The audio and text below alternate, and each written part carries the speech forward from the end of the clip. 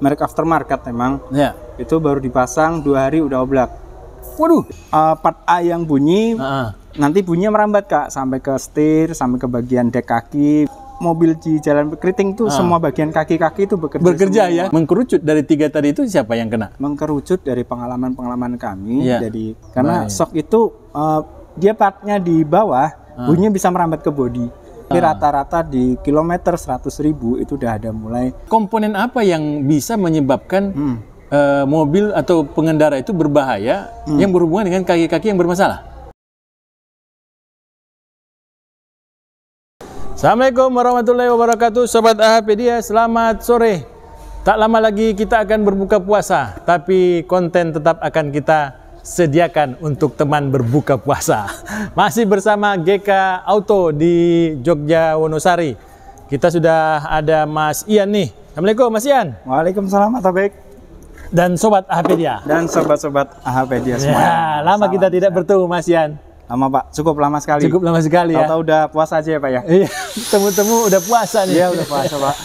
Baik Mas Ian, sambil menunggu buka puasa nih, bagaimana kalau kita menjawab pertanyaan nih dari Sobat AHpedia yang menulis di komentar YouTube ya? Iya Pak. Baik, nih kita akan ambil dari video yang berjudul Kaki-kaki bunyi, begini cara mengetahui sumber masalahnya.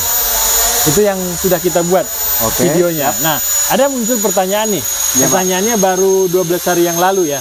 Nah, jadi bunyinya begini. Mobil saya lewat jalan paving block atau jalan keriting, bunyi klotok-klotok. Cuma kedengarannya kalau jalan pelan.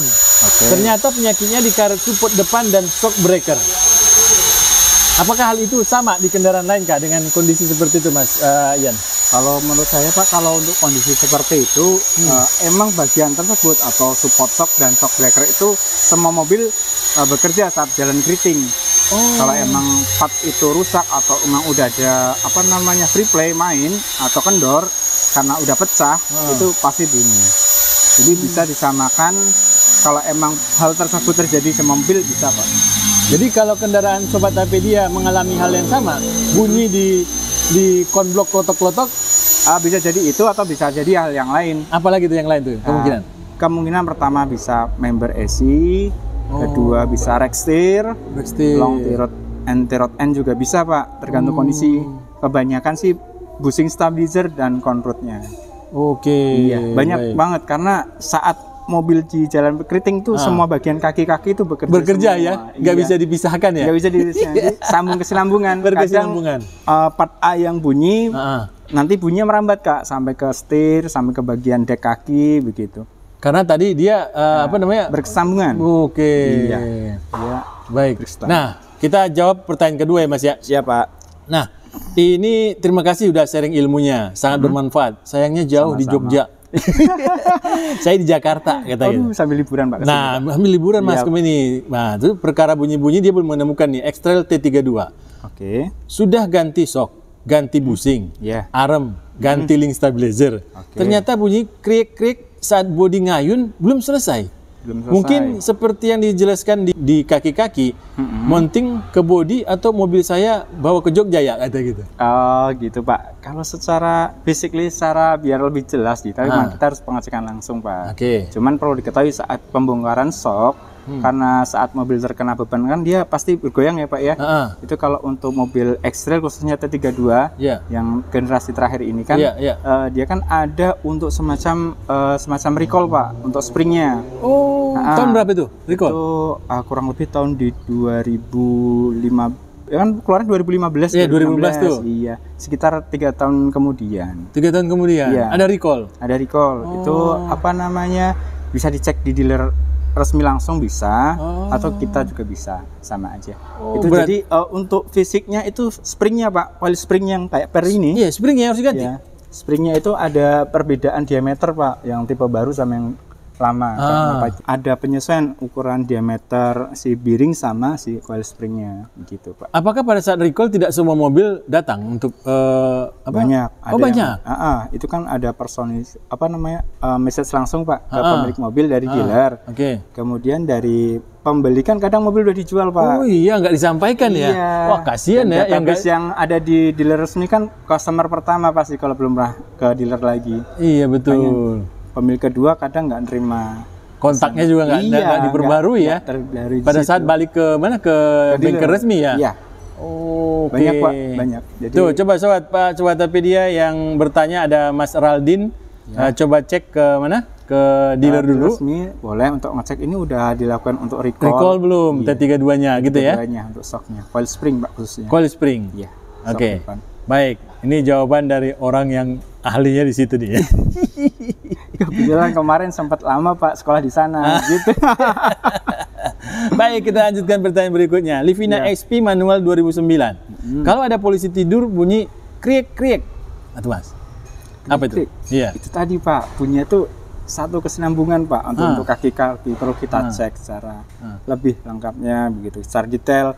Kalau saat polisi tidur kan yang bekerja kan shock, kemudian bushing stabilizer, conroute, nah 3 bagian itu Pak mau dicek lebih detail lagi.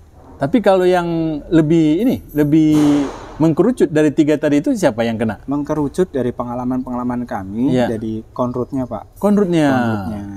Gitu kalau polisi tidur. Cuman kita nggak bisa memastikan kalau kita tidak mengeceknya langsung. Oke. Jadi ke pengalaman kami banyak Pak yang dari conroute-nya itu. Cara ngecek conroute itu bagaimana Mas? Dari conroute-nya itu bisa Pak dibongkar, kemudian murnya dilepas kan Pak, kita cek tuh Pak ball joint yang conroute-nya itu. Oh, goyang atau enggak? Iya, dia ada free play atau enggak. Oh, harusnya dia diam ya? Harusnya dia diam, kuat Pak. Kalau emang udah ada free play, sebaiknya ganti. Oke, baik. Itu kalau dibuka, kalau tidak dibuka ada cara lain nggak untuk mengetahui bahwa itu nggak efisien Pak? Caranya yang digoyang-goyang? Nggak efisien. Oh. Karena dia kan ball joint Pak. Ya betul, ball joint, betul. Ball joint. Dia kalau bushing stabilizernya yang kena, dia juga ikut goyang soalnya kalau nggak dilepas. Oh. Jadi harus iya, karena dia terikat ya. Iya, dia terikat. Saling bersinambungan. Harus dilepas satu persatu, kita cek persatu-satu begitu. Tuh Sobat Topedia, silakan mungkin Mas Beki datang ke bengkel ya. Boleh. Bengkel terdekat. Boleh Pak. Biar dicek. Ya. Ya, dari 3 komponen tadi yang disebutkan oleh Mas Ian. Baik, kita lanjutkan lagi Mas Ian. Siap. Punya saya Grand Livina Rextir baru pemakaian 2 bulanan. Ada bunyi terus, nggak tahu itu jalanan rata ataupun keriting tetap bunyi. Rextir, iya. Jadi Rextirnya baru 2 bulan, tapi ada bunyi terus. Itu baru mau jalan, pokoknya mau di jalan rata atau keriting tetap bunyi. Perlu dicek dulu Pak, itu untuk partnya tuh kondisi barunya bagaimana, kita juga belum tahu ya Pak ya. Saya pernah pengalaman Pak. Pertama itu merek aftermarket memang. Ya. Itu baru dipasang 2 hari udah oblak. Waduh. Itu beli baru di online shop. Cuman kita nggak berani nyebutin merek karena kan. Iya. Ada mereknya tapi. Ada mereknya tapi bukan resmi Nissan ya Pak ya. Iya. Aftermarket bermerek itu baru 2 hari udah oblak. Tuh. Nah, sebaiknya minta garansi aja Mas untuk customer yang bersangkutan tersebut. Iya, mudah-mudahan masih ada garansi ya. Iya. Karena disebutkan di sini udah 2 bulanan. Iya, kalau rata-rata untuk yang bermerek Pak itu 6 bulan sih Pak garansi. Oh, 6 bulan. Rata-rata ya. Official shopnya Pak ya. Gitu. Tuh, Sobat Topedia. Dari bengkel biasanya begitu. Jangan-jangan ini kembali kepada spare part-nya ya? Kembali kepada spare part-nya. Ataupun ini Pak, satu lagi yang perlu diperhatikan. Saat pemasangan itu ada nggak baut yang masih kendor, pengencangannya belum sesuai dengan torsinya. Itu juga bisa menyebabkan bunyi Pak. Begitu. Apakah itu ada penyetelan ulang nggak pada saat kita beli baru Rextir itu, atau langsung pasang? Langsung dipasang Pak. Langsung pasang. Nggak ada penyetelan. Nggak ada penyetelan. Nggak ada penyetelan. Berarti tidak ada komponen yang dibuka berarti ya di Rextir yang baru itu? Kalau komponen Rextirnya nggak, cuman dia pengikat ke kaki-kaki yang lain. Jadi membernya. Yang nggak kencang gitu ya? Iya. Jadi sambungan antara Rextir dan part yang lain itu Pak, itu kan ada baut-bautnya. Kalau cek torsinya. Soalnya itu juga bisa kemungkinan. Baik, nih kita lanjutkan nih. Yap. Mas, mohon info. Kalau mobil kena polisi tidur aman, tapi pas kena jalan yang ada beda ketinggian, dari datar ke jalan yang lebih rendah sisi sebelah kanan, selalu bunyi kletek, tapi nggak ngebas. Nggak ngebas ya? Ya, jadi agak nyaring berarti ya. Kalau kleteknya ya, kalau nggak ngebas ya. Nah, kalau jalan jelek dan bagus, tapi nggak bunyi. Nggak bunyi ya. Nah, apa itu kira-kira Mas? Perkiraan Pak, kalau secara dari detail yang diceritakan, kita melihat prinsip kerja bagian part-part kendaraan di kaki-kaki itu Pak, itu bisa kemungkinan pertama dari bushing stabilizer.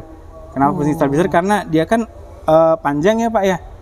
Dia mengikat kaki-kaki kanan sama kiri. Betul. Di tengah-tengahnya ada busing Pak. Kalau beda ketinggian dia pasti goyang. Goyangnya dia nggak rata.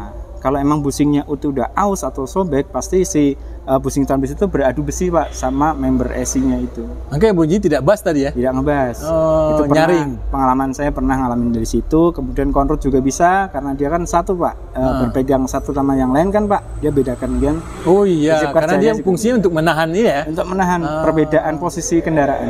Oke, jadi busing dan konrod dicek? Kemungkinan pertama itu. Oke. Kedua bisa shock absorbernya. Oh. Itu juga bisa. Cuman kita perlu cek pasti Pak.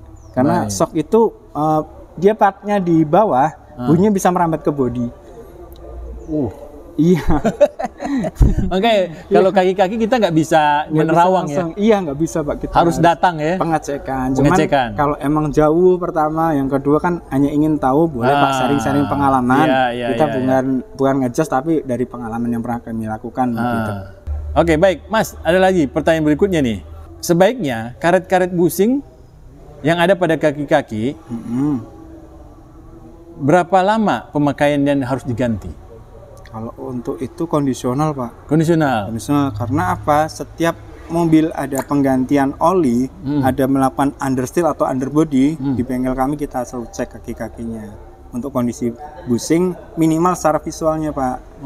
Kita pakai senter, kita cek untuk oblaknya seperti ini, aman atau enggak atas bawah. Dari performanya kita saat test drive juga bisa ketahuan Pak. Patokan itu. Cuman kalau untuk usia itu kondisional Pak. Bisa mobil kilometer rendah tapi karena jalan jelek juga bisa cepat rusak. Atau emang kilometer udah tinggi, jalannya mulus dan nggak ada beban kendaraan yang berlebih, itu juga pasti awet Pak. Iya. Jadi kita nggak bisa matokin dari usia kendaraan. Tapi rata-rata di kilometer 100.000 itu udah ada mulai sedikit-sedikit yang mengalami perlu penggantian Pak. Begitu. Tapi kalau mobil-mobil baru yang baru keluar dari dealer lah ya. Siap. Nah itu ada usia paling rendah berapa Mas? Udah mulai bunyi itu. Mungkin karena kondisi medannya agak jelek ya. Dari pengalaman saya itu kilometer 80 ribuan. Yang sering itu kayak busing lower arm, kayak gitu, shock gitu Pak. Itu usia termuda dari kendaraan. Tapi kadang tergantung brand juga ya. Ada brand yang awet gitu ya. Iya, karena konstruksi suspensi dan kaki-kakinya beda-beda Pak. Kalau khusus Nissan kan banyak busing-busingnya. Kalau dibanding brand lain yang rigid banget, yang busingnya sedikit, pasti kelihatan kok Nissan kok gampang banget kena ya, karena banyak busingnya Pak. Untuk kenyamanan tadi ya. Siap, ya itu tadi. Baik, Mas Ian. Ya Pak. Apa tips nih yang mau kita bagikan buat Sobat Tapedia seputar kaki-kaki yang bunyi? Seputar kaki-kaki yang bunyi Pak. Pertama emang perlu pengecekan Pak ke bengkel terdekat minimal. Yang proper emang datang tahu persis kaki-kaki itu berbahaya buat kendaraan apa enggak. Untuk keselamatan Pak pertama. Yang kedua, kalau emang untuk supaya awet kita perlu memperhatikan cara berkendara sama beban kendaraan dan medan yang kita lalui. Muncul pertanyaannya dari tips yang Mas berikan yang pertama. Komponen apa yang bisa menyebabkan mobil atau pengendara itu berbahaya yang berhubungan dengan kaki-kaki yang bermasalah? Banyak Pak kejadian. Yang kita tahu di media juga banyak kayak arem Pak misalkan. Dia kan numpang roda Pak ini. Betul. Roda ini kan ditopang sama arem sama shock. Kalau busing armnya lepas sampai ataupun patah gitu Pak, dia pasti mengalami kondisi yang beda Pak. Jadi sudut kendaraan bisa terpelanting. Saya pernah dengar berita emang dari kayak gitu. Pernah dengar dan emang kejadian real masuk di berita. Juga kejadian kalau kecepatan tinggi terutama. Kejadian pada saat kecepatan tinggi. Kecepatan tinggi menikung, armnya patah, mobilnya terpelanting dan itu bisa membahayakan pengendara lain. Arm patah itu gara-gara apa Mas? Apa karena bersenggol atau tertubruk dengan benda keras atau gara-gara perangkat yang tidak diperbaiki? Karena ini Pak, pasti karena lalai dari pemeriksaan dan pengecekan. Kan pasti kalau emang mobil terawat atau emang kalau ada bunyi sedikit kita cek gitu, kita kan tahu Pak minimal itu aman untuk kendaraan apa enggak. Kalau emang kita tahu nggak apa-apa nih bunyi, itu yang dikhawatirkan. Kita terlalu memperhatikan mobil juga emang kita harus sering ke bengkel. Yang kedua kalau kita terlalu cuek juga bisa membahayakan Pak gitu Pak. Gitu. Tuh Sobat Tapedia, ternyata kaki-kaki tidak boleh disepelekan. Ya gitu Pak. Bisa membahayakan kepada pengguna orang lain ya, pengguna jalan ataupun kita sendiri yang ada di dalam kendaraan tersebut. Iya, Pak. Oleh karena itu, bila sudah berbunyi-bunyi, sudah keluar ada nada yang aneh, atau mungkin sampai ke setir juga ya, mungkin ada terasa ke setir ya, Bisa. ke kiri, buang ke kanan gitu ya. Iya, Pak. Segera datang ke bengkel yang tadi, ingat yang dipesan Mas Ian, yang memang ahli di bidang kaki-kaki, agar tidak masuk keluar. Iya, Pak. Baik, terima kasih Mas Ian. Sama-sama Pak Topik dan teman-teman semuanya. Assalamualaikum warahmatullahi wabarakatuh. Waalaikumsalam warahmatullahi wabarakatuh.